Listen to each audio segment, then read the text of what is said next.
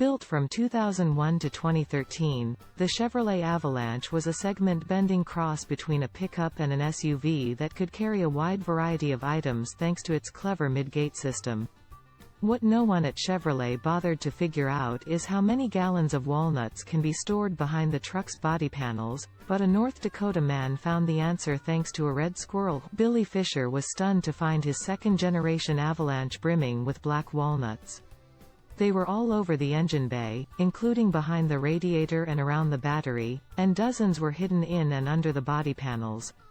He quickly realized that a red squirrel had spent several days carrying them from a tree in his yard to the truck-turned-buffet, where it hoped to live and feast during. Squirrels aren't very talkative, so we don't know why it chose the Avalanche over any of the other cars in the tree's vicinity. We're guessing the cavernous engine bay was better suited to becoming a pantry than, say, one sized for a Subaru Flat 4.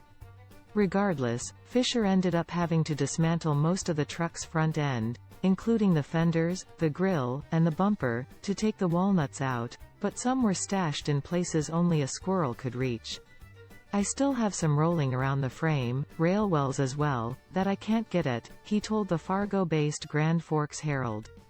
At least it sounds like the squirrel was so busy hoarding food that he forgot. Fisher pulled out about 42 gallons, or about 150 pounds, of walnuts. A number that's even more impressive when you consider the squirrel likely brought them in one at a time. He's giving the paw-picked bunch away on Facebook. Black walnuts are edible. This isn't the first time we've seen evidence that cars and rodents don't mix. Every year when fall begins to settle in, squirrels and other rodents look for a warm, safe place to store food and spend the winter, and cars are ideal candidates because they're full of nooks and crannies. If you park outside, especially if your car sits for several days at a time, take a peek under the hood to make sure it's not being reclaimed by furry squatters. While taking apart a truck's front end is annoying, dealing with a chewed-through wiring harness